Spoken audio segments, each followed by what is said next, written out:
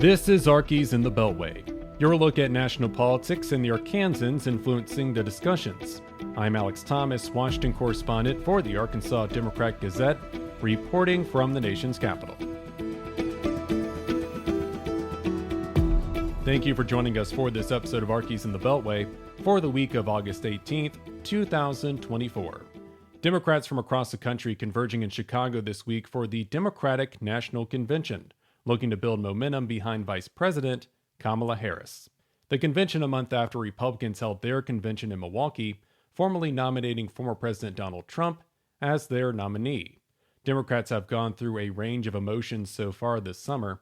President Joe Biden ended his re-election bid in the shadow of the RNC. The president had secured enough delegates for the nomination, but he faced questions about if he was fit enough to serve another 4 years in office.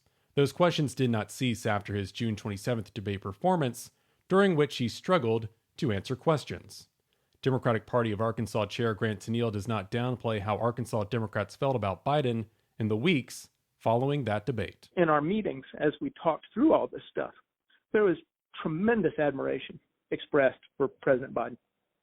But there was also an absolute locked-in, ironclad belief that we needed to make a change. National Democratic Party leader Lottie Shackelford is not shy in sharing her past concerns about Biden in the race. The former Little Rock mayor and longtime Democratic National Committee vice chair acknowledges Trump's chances of winning in November increased following the debate, elevating her worries. Because of the fear of just the thought of a Donald Trump second presidency. Biden dropped out on July 21st, passing the torch to Harris. State delegations to this year's convention quickly backed Harris, guaranteeing her place at the top of the presidential ticket. Arkansas's delegates unanimously supported Harris as the party's presidential nominee.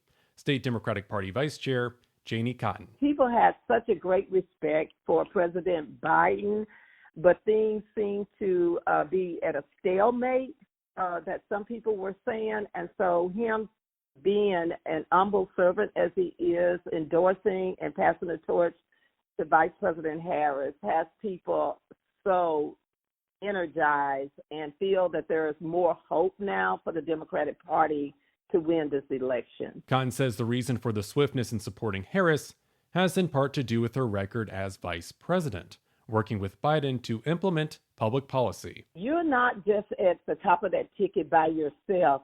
You have a partner. And so Harris was already on the ticket and doing great things with President Biden. And so now she gets an opportunity to have her own dynamic that she brings to the table. Biden's decision to end his presidential campaign has drawn comparisons to President Lyndon B. Johnson's announcement removing himself from the 1968 presidential election. But Johnson announced his decision on March 31st, 1968, giving Democrats time to campaign for the nomination. Biden was the party's presumptive nominee with the expectation he would be on this fall's ballot when he dropped out. By Election Day in November, Harris will have only been the nominee for 3 months. Karen Siebold, assistant professor of political science at the University of Arkansas, says Harris benefits by not having to campaign for the nomination. She didn't have a primary process where she's dueling it out with other Democrats like the Republicans did. Now, granted, Donald Trump didn't show up for that primary process. He just kind of was on the ballot, but he didn't show up for the debates. But you saw the other Republicans dueling it out, and you saw a lot of their dirty laundry aired. And that's what nomination contests do, is they air your party's dirty laundry. Harris has already made history by being the first woman, black person, and person of South Asian descent to serve as vice president. She could be the first woman and person of South Asian descent to serve as president should she win in November. Harris has not wasted time to build support, holding rallies in battleground states while the campaign has hosted virtual events attracting support of various groups, and the poll numbers show a competitive race between Harris and Trump. Tennille says with Harris as the presidential nominee, there has been a noticeable change in enthusiasm among Arkansas Democrats. This period of time has been like being shot out of a rocket.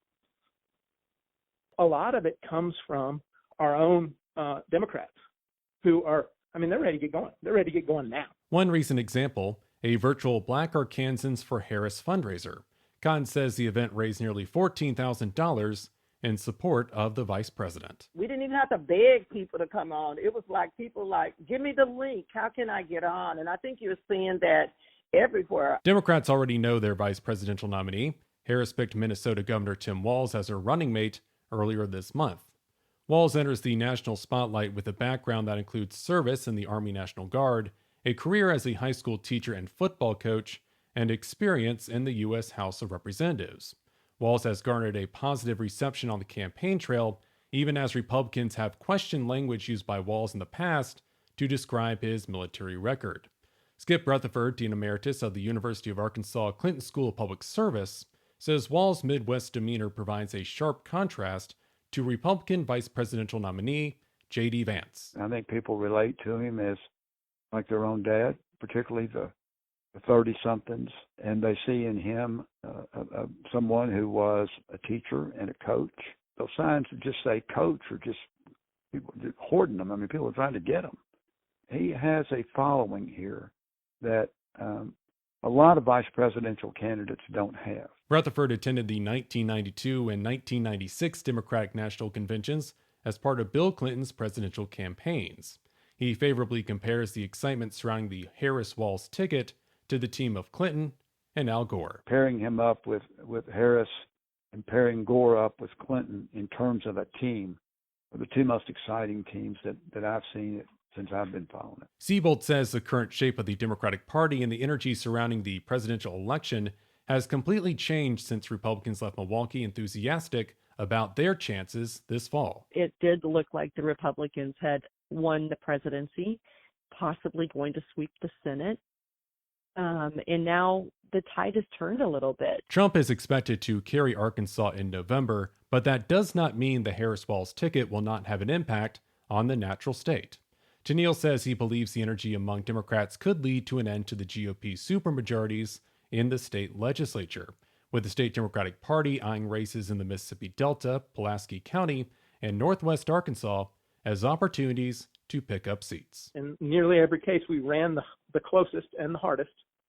And there are also places where the demographics tell us that there's change going on in those places. Shackelford is also optimistic, but she is warning her fellow Democrats about being complacent and believing this energy will be enough to carry the party into the fall. Never before have we had anything quite like this.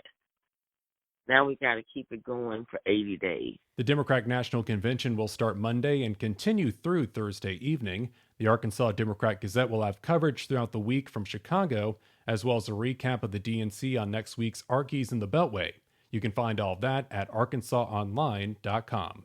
But for now, that will do it for this edition of Arkies in the Beltway for the week of August 18th, 2024. You can stay up to date with all news involving Arkansas at arkansasonline.com. You can get in touch with me on social media. My handle is at Alex House Thomas. Special thanks, as always, to the team down in Little Rock. I'm Alex Thomas, and this has been Arkies in the Beltway.